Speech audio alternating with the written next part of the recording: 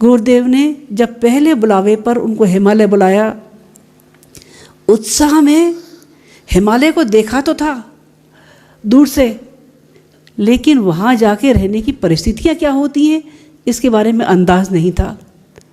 ढेर सारा सामान साथ में रख लिया, आगे चले, ऋषिकेश तक आ गए।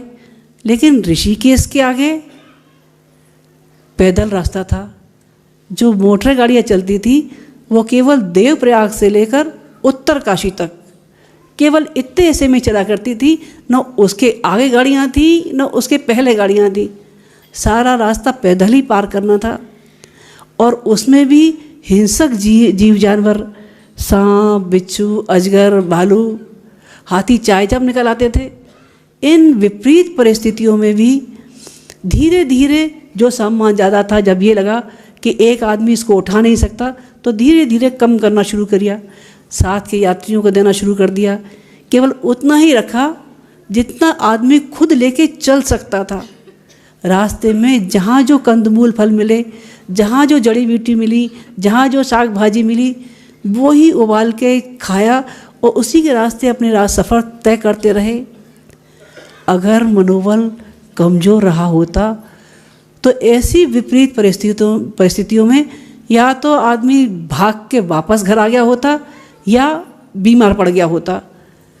गुरुदेव ने अपनी मनस्थिति को ये तोला, विपरीत परिस्थितियों में भी जो अपनी मनस्थिति को संभाल लेते हैं, परिस्थितियाँ उनके अनुकूल हो जाया करती हैं।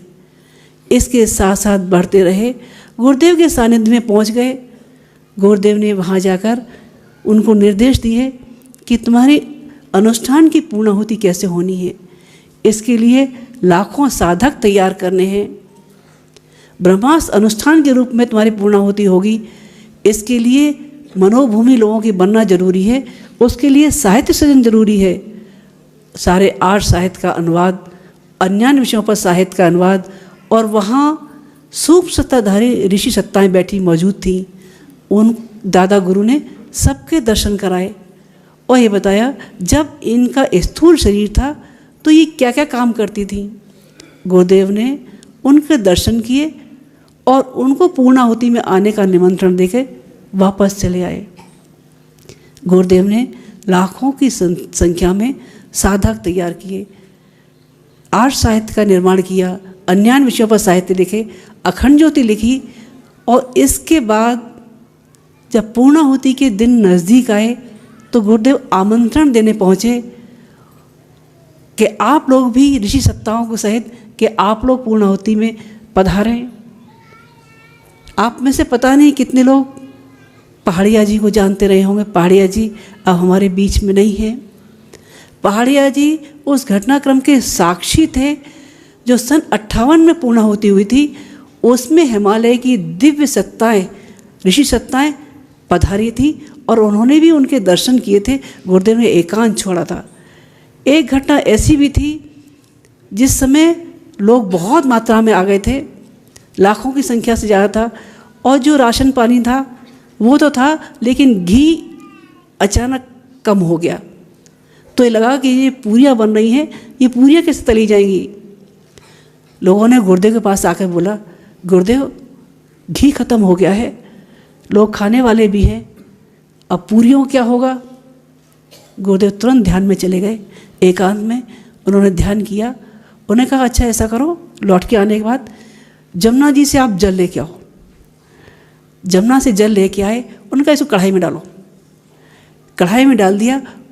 उनका पूरियाँ डालना शुरू करो। पूरियाँ डालना शुरू की। पानी में पूरियाँ तलती हुई चली गई।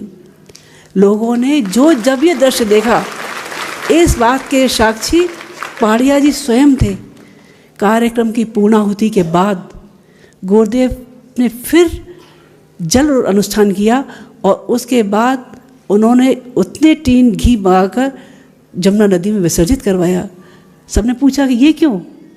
जिस सत्ता से लिया है उस सत्ता को दिया न जाए तो हम उसके कर्ज से कब तक ऋणी हो सकेंगे। ये वो कर दिया गया। उसके बाद दादा गुरु ने कहा कि जब आपका मथुरा का कार्य सुचारू रूप से चल जाए उसके बाद आपको हरिद्वार आना है। ऋषि परंपरा की आपको पुनर्जागरण करना है। गुरुदेव ने मथुरा में पूरा तीर्थ की स्थापना की, गायत्री तपोभूमि की स्थापना हुई, वहाँ से साहित्य सृजन हुआ, युग निर्माण संकल्प हुआ। युग निर्माण का जो सत्संकल्प आज आप बोलते हैं उसकी बहुत पुरानी नींव है, जो जिसको मिशन का संविधान कहा जाता है। इन सब के बाद जब गुरुदेव हरिद्वार आ गए और यहाँ पर ऋषि परंपराओं का पुनर्जागरण किया, ऋषि परंपराएं जो सूक्ष्म शरीरदारी थी, उन्होंने गुरुदेव को ये कहा, बेटा जब हम स्थूल शरीर में थे तब वहाँ जो रचनात्मक कार्यक्रम चलते थे, वहाँ जो प्रवृत्तियाँ चलती थी, शरीर छोड़ने के बाद वहाँ वो प्रवृत्तियाँ नहीं चलती। यूँ कहने को मंदिर अभी भी है, पुजारी अभी भी हैं, कहीं टूटी फूटी हालत में हैं, कहीं साबुत हालत में हैं, वहाँ का चढ़ावा पुजारियों के पास चढ़ाया जाता है, लेकिन जहाँ जो जो गतिविधि उस समय चली थी वो सब शून्य हो गई हैं। हम शरीर छोड़ने के बाद इस दुर्दशा को देखकर बहुत दुखी हैं और तुमसे हमें बहुत उम्मीद है। गुरुदेव ने उनको आश्वासन दिया, आपने मुझसे अपेक्षा की है, मैं आपके सपने जरूर पूरा करूँगा। गुरुदेव ने ऋषि परंपरा का पुनर्जागरण शांति कुंज आके किया। क्या क्या किया? भागीरथ परंपरा में भागीरथ गंगा जी को लेके आए थे। गुरुदेव ने ज्ञान गंगा का विस्तार किया। व्यास परंपरा में साहित्य का सृजन किया, प्रज्ञा पुराण की रचना की। शंकराचार्य परंपरा में शक्तिपीठों का निर्माण किया। विश्वामित्र परंपरा में गायत्री महाविद्या को जन जन तक पहुंचाया।